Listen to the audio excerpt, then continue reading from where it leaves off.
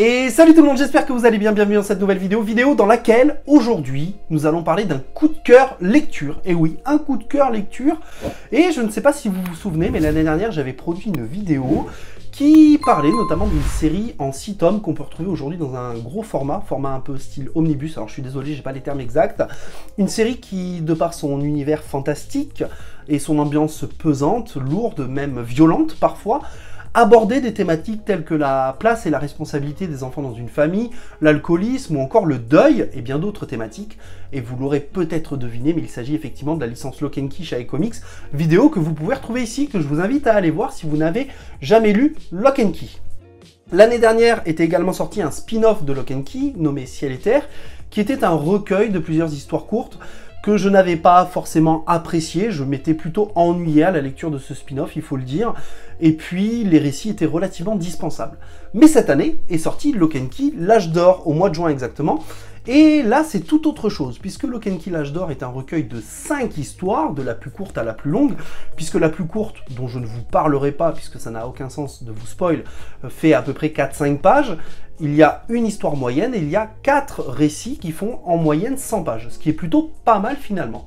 Et ce que j'ai notamment apprécié dans ce comics, c'est qu'on va suivre les aventures de la famille Locke, et plutôt des ancêtres de la famille Locke, au XXe siècle, et tout ça chronologiquement. On va toujours parler des mêmes personnages au cours de ce recueil d'histoires. Et c'est ce que j'ai plutôt apprécié finalement. Ce récit nous parle notamment des membres de sa famille, les parents, Chamberlain et Fiona. Nous avons également les enfants, Ian, John, Mary et Jean, ainsi que Harland Benjamin, qui, je dirais, est le père de Chamberlain sans grande conviction, donc corrigez-moi dans les commentaires, vous pouvez le faire, n'hésitez pas. Ce préquel a pour but notamment de faire découvrir le passé de la famille Locke, ses secrets les plus anciens, mais également l'origine des clés et des artefacts.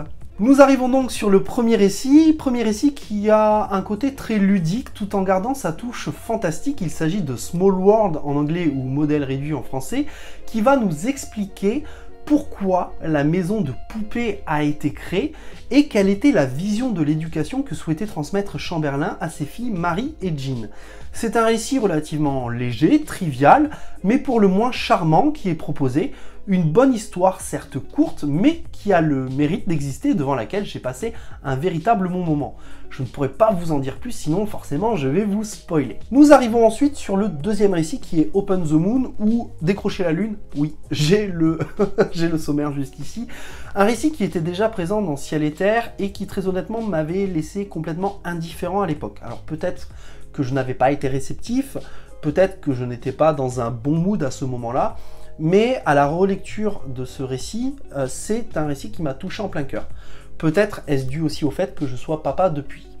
C'est un récit dramatique qui va nous livrer des informations sur la relation entre Chamberlain, le père, et son fils aîné Ian, qui est atteint d'une tumeur et qui est en phase terminale. C'est l'histoire dramatique d'un enfant qui rêve d'aventure, de découverte, et dont la maladie anéantit ses rêves.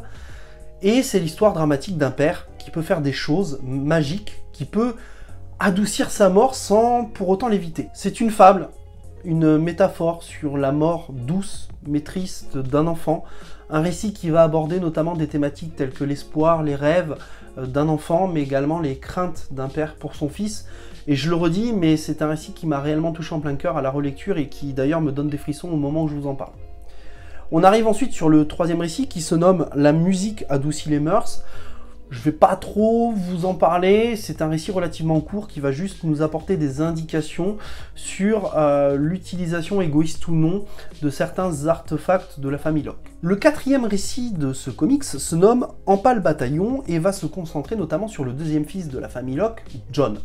Pour vous faire court, la première guerre fait rage en Europe et John souhaite utiliser les artefacts magiques de la famille Locke pour mettre un terme à cette guerre et donc prendre position dans cette guerre.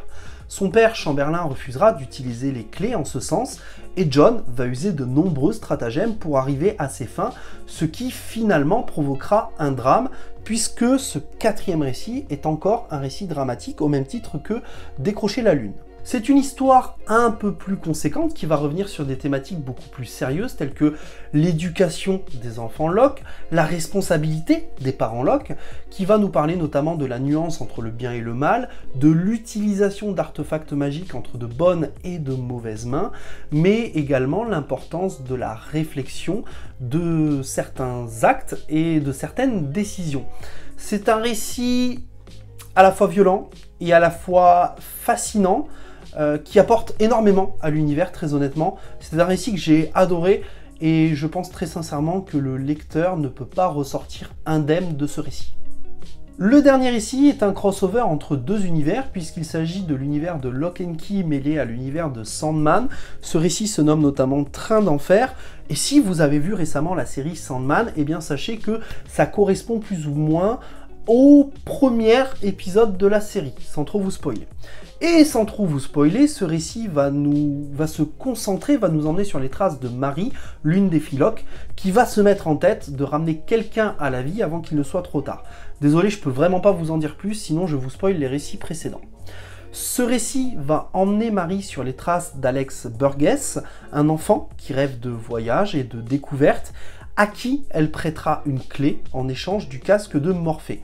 Ce casque lui permettra notamment de voyager dans le royaume des rêves, un voyage fantastique dans lequel nous découvrirons une version altérée du manoir Key House, des paysages absolument magnifiques, ou encore une grande bibliothèque gérée par un étrange individu.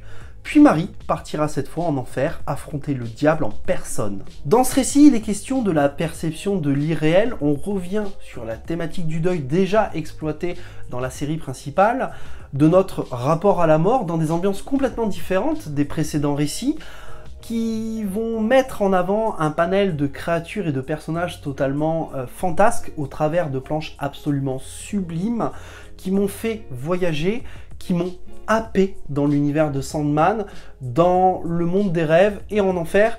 Et encore une fois, c'est un récit que j'ai absolument adoré. Adoré!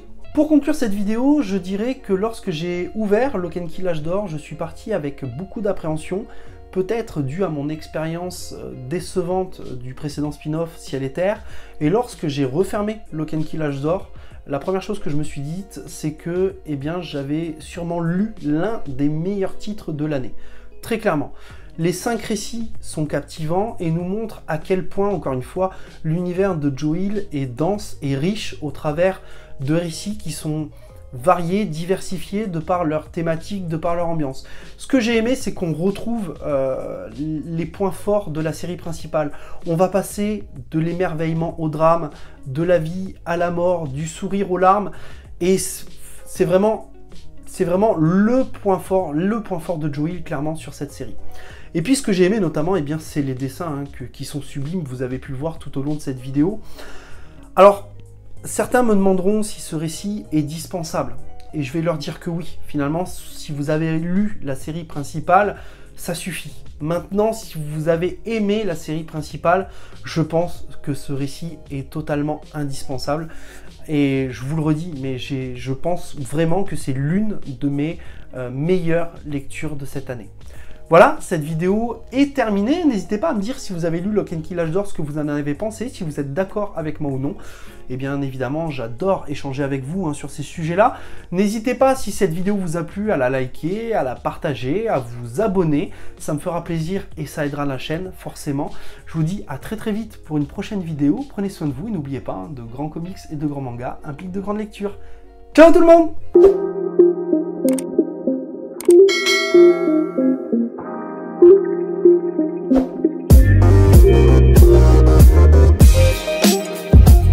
Thank you.